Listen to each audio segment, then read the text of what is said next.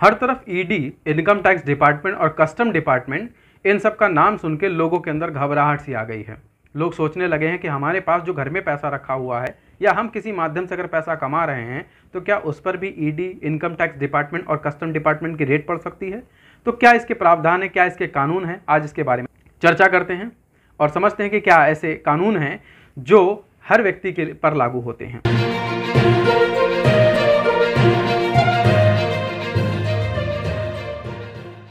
सबसे पहले इन तीनों डिपार्टमेंट के बारे में बात करते हैं, ईडी, इनकम टैक्स डिपार्टमेंट और कस्टम डिपार्टमेंट।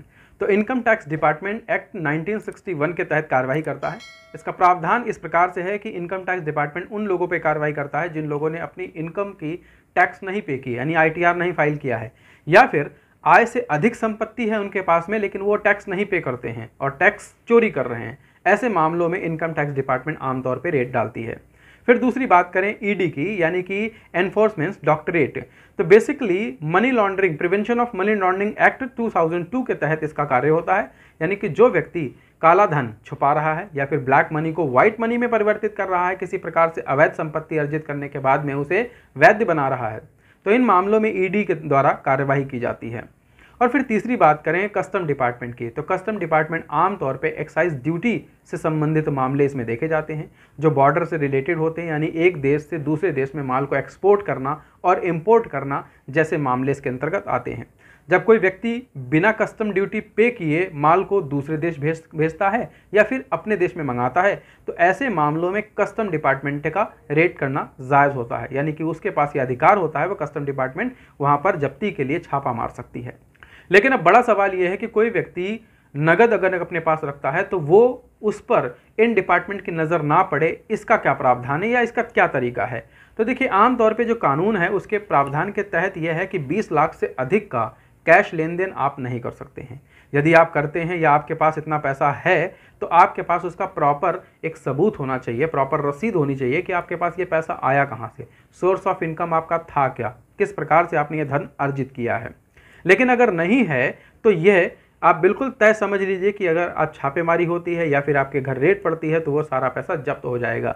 लेकिन जब्त होने के साथ साथ उस जब्ती के माध्यम से प्राप्त जो धन है उस पर जुर्माना तो पड़ेगा ही, साथ में जो संपत्ति आपने लीगल तौर पे प्राप्त की है या बनाई है वह भी कुर्की के तौर पे जा सकती है।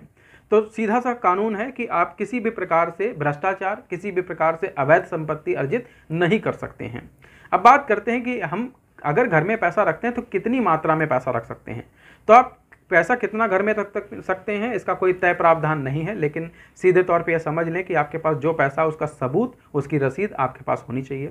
यदि आपका फैमिली सेटलमेंट हुआ है, यानी कि बंटवारे में आपको पैसा प्राप्त हुआ है या संपत्ति प्राप्त हुई है, तो उसकी रसीद आपके पास होनी चाहिए, सेटलमेंट रसीद होनी चाहिए। अगर आपने पैसा किसी से उधार लिया है तो उसकी रिसिप्ट आपके पास होनी चाहिए। इसके अतिरिक्त यदि गिफ्ट डीड के माध्यम से आपको कोई संपत्ति मिली है या पैसा मिला है तो उसकी आपके पास डीड होनी चाहिए। ये तो सीधा तौर पे प्रावधान है। फिर गोल्ड की बात करें, सोना, अगर बहुत ज़्यादा मात्रा में किसी के घर सोना निकलता है तो उसे यह डिपार्टमेंट किस प्रकार से जब्त करता है या उनसे कैसे बचता है ये पैसा। तो सीधे तौर पे यह भी समझिए कि वैसे प्रावधान, जो कानूनी प्रावधान है उसके तहत हर व्यक्ति को कुछ मात्रा तक सोना रखने का अधिकार है, लेकिन कितना। तो विवाहित महिला की बात करें तो 500 ग्राम तक यानी आधा किलो तक सोना रख सकती है बिना किसी सबूत, बिना किसी रसीद के। और वही महिला अगर अविवाहित है तो 250 ग्राम यानी 250 ग्राम तक का सोना वह बिना किसी सबूत, बिना किसी रसीद के रख सकती है। पुरुष की बात करें तो विवाहित पुरुष यानी कि शादीशुदा वह 100 ग्राम तक और अविवाहित भी 100 ग्राम तक सोना अपने पास रख सकते हैं, जो किसी कानून के दायरे में आता है, यानी कानून के दायरे के अंतर्गत है, ये कानून के दायरे के बाहर नहीं है ये। तो बेसिक तौर पे, सीधे तौर पे समझें कि इससे अधिक अगर आपके पास में सोना है तो उसकी रसीद, उसके प्रूफ आपके पास होने चाहिए, उसका एक वैध कारण होना चाहिए, कानूनी रीज़न होना चाहिए कि आपके पास वह पैसा कहाँ से, किस प्रकार से है। अब एक बड़ा सवाल यह है कि इतना जब्त जब पैसा होता है, सोना होता है जब्त, तो यह डिपार्टमेंट करते क्या है इतने पैसे का। तो बेसिक तौर पे ये समझ लीजिए कि सबसे पहले तो इन पैसे का पंचनामा तैयार किया जाता है, यानी कि अगर नोट की प्राप्ति हुई है तो कितने कितने के नोट थे, किस किस प्रकार के पैसे प्राप्त हुए, किसी नोट पर कोई चिन्ह तो नहीं था, किसी प्रकार का हवाला का कोई पैसा तो नहीं था, ये सब शंका जाहिर करते हुए उसका पंचनामा तैयार किया जाता है।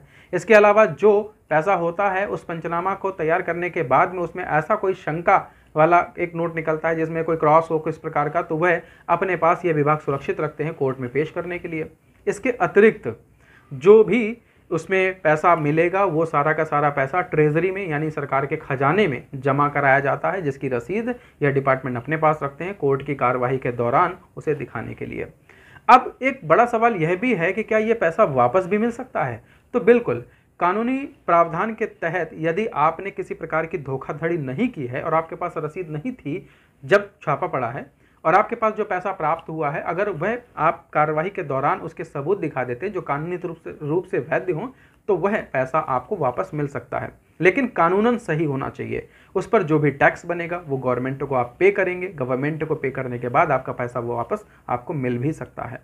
तो ये थे प्रावधान जो custom department, income tax department और ईडी से जुड़े हुए हैं। उम्मीद है कि आपको इससे बहुत बड़ी जानकारी मिली होगी। ऐसे ही कानून की सटीक और बारीक जानकारी के लिए सब्सक्राइब करें judicial Guru, the voice of justice.